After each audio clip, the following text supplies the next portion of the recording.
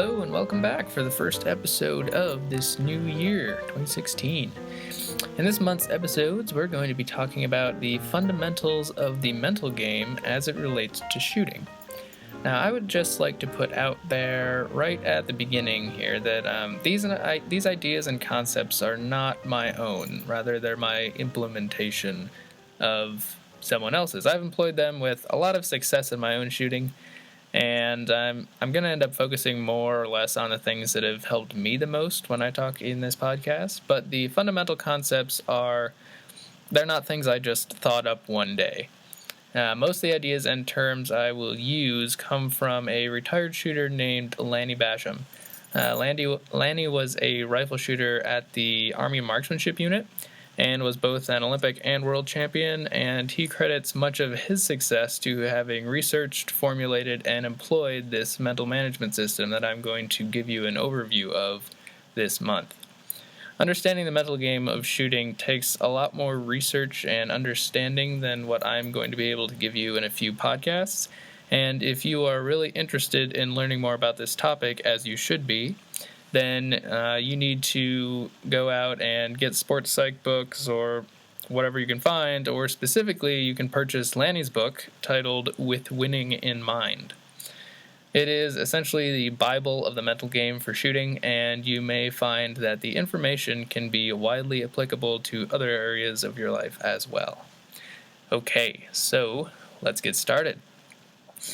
In order to better your mental game and enable yourself to really achieve the highest level that you can in your shooting, you need to have a basic understanding of how your brain works in relation to it. We can basically break it down into three major parts. Part one, which we're going to be covering today, is called the conscious mind. Then there's also the subconscious mind and the self-image. All three of these are integrally connected, but for the sake of learning, we're going to begin here by approaching them one at a time. And these are going to be the topics of these three episodes this month. And we're going to start this week with the conscious mind, because it's one of the easier ones to get a solid grasp of. Also, we kind of started to talk about this a little bit last week with our discussion on emotions and outbursts. That's pretty closely related to what we're talking about here today. So, what is the conscious mind? The conscious mind is like a big TV screen in your brain. It's your thoughts. It's what you're most prominently thinking about at any given moment. And if you haven't used to learn it right, it can be a big hindrance to your performance. But if you have learned to use it right, it's an extremely powerful tool. So, let's start by talking about how the right way is to make use of your conscious mind. First of all, what is shooting at its core? Well, it is a sport of precise repetition, doing the exact same thing over and over and over again with no variation whatsoever, right? That's probably what most people's idea of what shooting is, and they're right. However, most of us, unless we've been told otherwise, kind of naturally only think about this in the physical sense. So, for example, we want to set up the position exactly the same. We want to hold the gun exactly the same. We want to have the same NPA from shot to shot. We want to call the shot every time. We want to go through the same loading procedure every time. We want to have precise trigger control every time, etc., etc. And good, that's all a big part of precise repetition.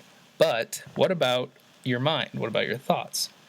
If we're trying to replicate the exact same thing over and over again, wouldn't we want to strive to have as similar of a train of thought from shot to shot as we do position and physical shooting technique? You want to think the same thoughts for each shot too. And once you think about it, it really kind of starts to make sense. You're trying to achieve an identical outcome? Well, you should have an identical process, both outside and in. So consider for a moment a computer. Now, I'm not an expert when it comes to computers, and I imagine not all of you are either, but I did take a basic computer science class back in high school where we learned how to write kind of like really basic programs. Basically, if you write a computer program, the computer will execute whatever task you've programmed the exact same way every time with absolutely no variation. That's all computers do. They don't think. They don't change the way they do things. They only execute programs exactly as they're written, as many times as they are activated. And this is going to work every time without fail. What you want to do when you're shooting is try to come as close as possible to making your conscious mind like a computer. Where computers run a computer program, in your conscious mind, you are going to run what's called a mental program. And this is quite similar to what I would assume most of us are familiar with, something called the shot plan. Not identical, but similar. We all have a basic idea of what a shot plan is in a given position. We've all had to come up with one for a coach at one time or another, or done it for ourselves if we're trying to better organize or increase the efficiency of our shooting.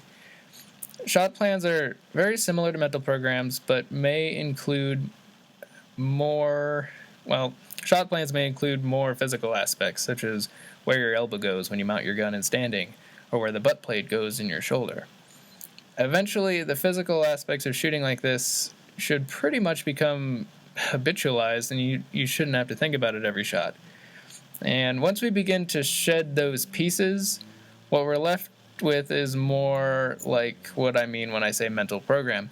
The mental program, as I see it, is just exactly what we consciously think each time we go through our shot process. And for some, this can be fairly long and complex.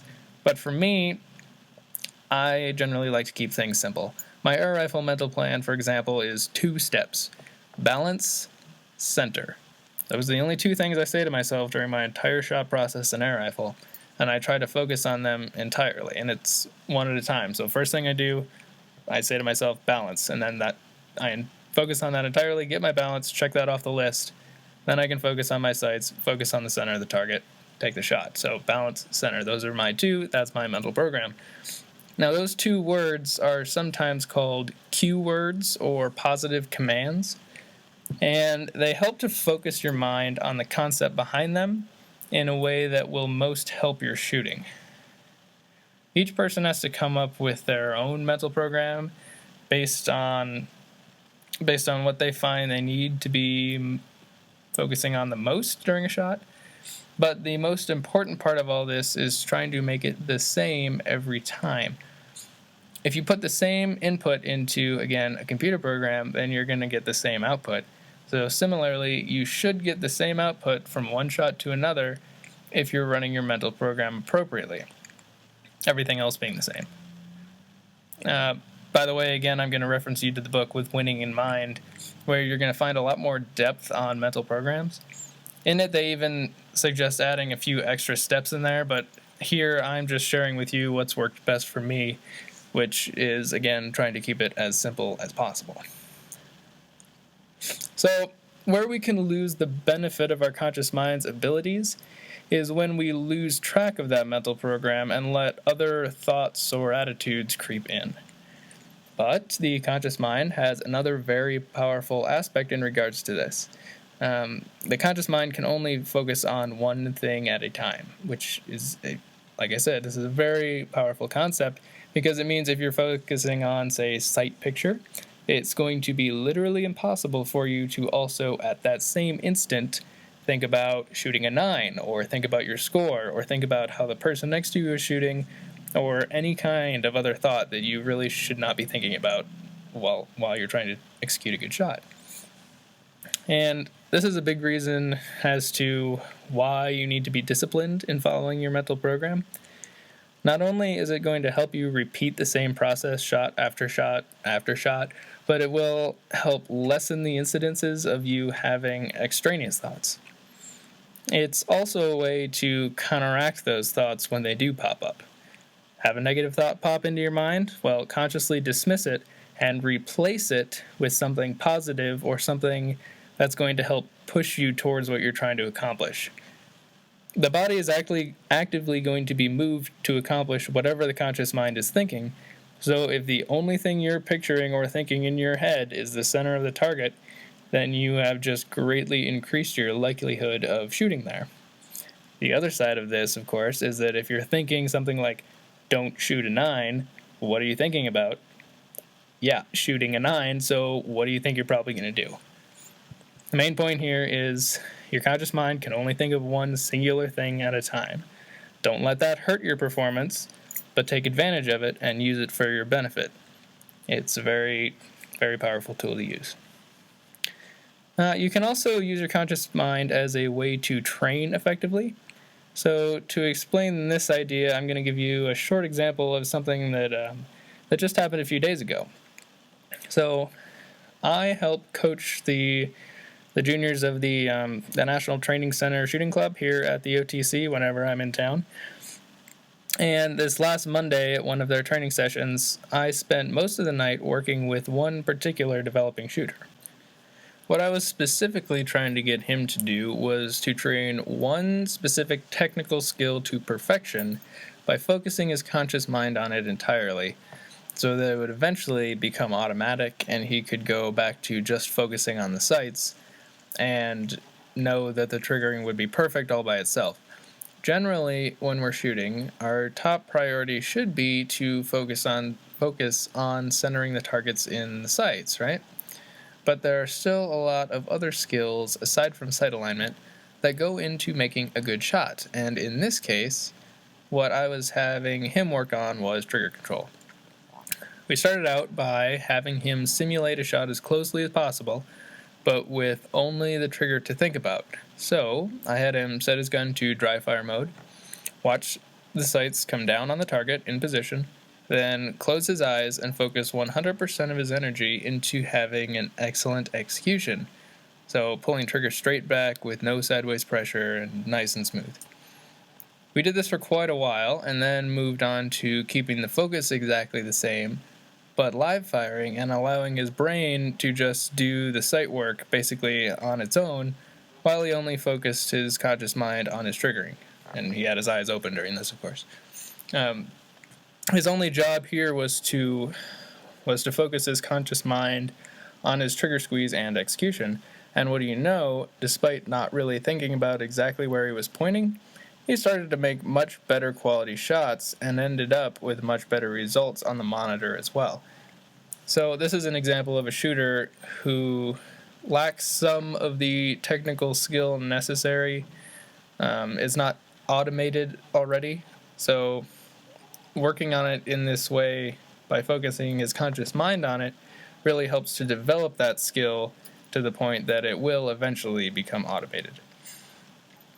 So if you are a developing shooter or even an advanced shooter, because I implement drills like this too to help sharpen my own technical skills from time to time, you're going to need to strengthen those technical skills to a high enough level to shoot good scores, obviously.